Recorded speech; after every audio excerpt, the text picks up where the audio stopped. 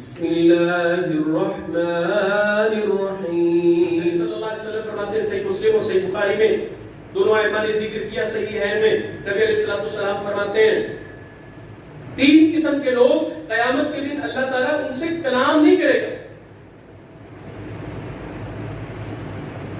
اللہ کی ناراضگی اور بات ہے، لیکن اللہ اگر کسی بندے کو یہ کہہ دے اس بندے کو دور کر دو مجھ سے، اس سے بات ہی نہیں کرنی، اس سے کلام ہی نہیں ہوگی، اللہ کی ناراضگی کی شدت کیا ہوگی اس وقت. نبی علیہ السلام فرماتے ہیں 3 لوگ ہیں ان کو قیامت کے دن نہ اللہ ان کی طرف دیکھیں گے، نہ ان سے کلام کریں گے، اور نہ ہی اللہ ان کو گناہوں سے پاک کریں گے. ان میں سے پہلا بندہ المسبل والمنان وسلعته بالحلف الكاذب، پہلا بندہ جو اپنی شلوار کو ٹخنوں سے نیچے رکھتا ہے، اپنی پینٹ پتلون کو، اپنے پہناوے کو، اپنے ازار بند کو ٹخنوں سے، یہ ٹخنے جو پاؤں کے ٹخنے ہیں ان سے نیچے رکھتا ہے. ہمارے یہاں تو اس کو جرم سمجھا نہیں جاتا، گناہ نہیں سمجھا جاتا. اس پہ پھر کبھی بات ہوگی، میڈیکلی اس کے جو ہے وہ کیا سائیڈ ایفیکٹس ہیں، اس کے اوپر پھر بات ہو سکتی ہے. جو جدید آپ کی طب، آپ کا میڈیکل اس بات کی توثیق کر رہا ہے، نبی صلی اللہ علیہ وسلم کی حدیث کی تصدیق اور تائید کر رہا ہے، اس بات کے اوپر پھر کبھی بات ہوگی. لیکن رحمت کائنات فرماتے ہیں جو اپنی شلوار کو، اپنی پتلون، اپنے پہناوے کو ٹخنوں سے نیچے لٹکا کے رکھتا ہے، اللہ نے قیامت کے دن اس بندے کی طرف دیکھنا بھی نہیں.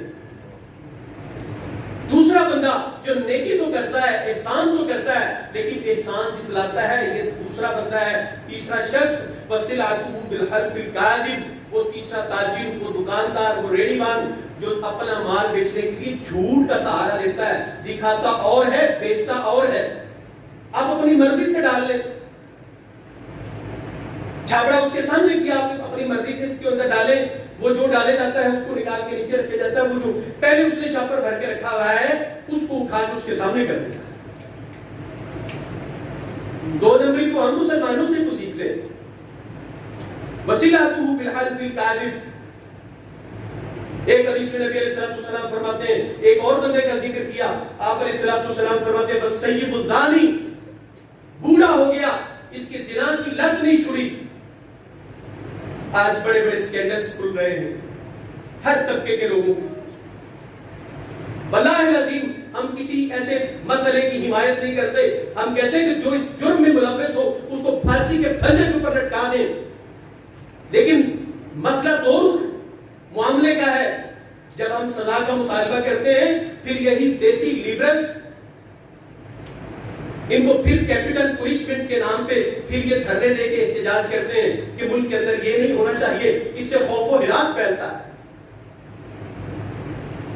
قائد اعظم یونیورسٹی اسلام آباد کا ایک نوجوان، 24 سالہ نوجوان جو پیزا ڈیلیوری کا کام کرنے والا، وہ جب اسلامک یونیورسٹی اسلام آباد کی کسی بوائز ہاسٹل کے اندر پہنچتا ہے، اس کو دبا کے کمرے کے اندر بند کر کے 3 لوگ اس کا ریپ کرتے ہیں. مدارس کے اندر اگلے دن آپ نے لاہور کے ایک مدرسے کے مولوی صاحب کا 70 سالہ اس بزرگ کی گندی حرکت کو دیکھا.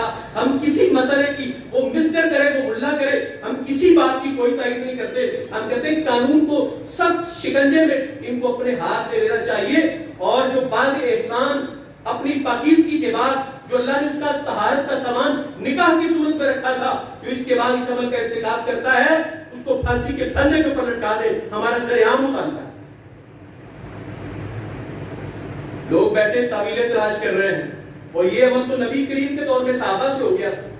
بدبختوں شرم نہیں آتی اس بات کو، اپنے گناہ بھی کرتے ہو اور گناہ کو پھر جسٹیفائی بھی کرتے ہو. اس دور کے صحابہ کرام، وہ ماعز اسلمی رضی اللہ تعالیٰ عنہ، گناہ ہوا پیش، رسول اللہ کے سامنے آئے، یا رسول اللہ پاک کر دیجئے. تصور ہو سکتا ہے ملت اسلامیہ کے اندر مدینے کی ریاست میں گناہ تھا. جو مسئلہ حدیث اور فقہی مسائل کے اندر حدیث کو رد کرنے کا مسئلہ، وہی مقلدین کا مسئلہ، سزاؤں کے حدود آرڈیننس کے نفاذ کے اندر مسئلہ، وہ تعلیمیں ڈھونڈنے بیٹھ گئے ہیں کہ نبی صلی اللہ علیہ وسلم ان کو ٹال رہے تھے سزا کو نافذ کرنے سے. ان بدبختوں کو ان کو بھی کڑی سزا دینی چاہیے.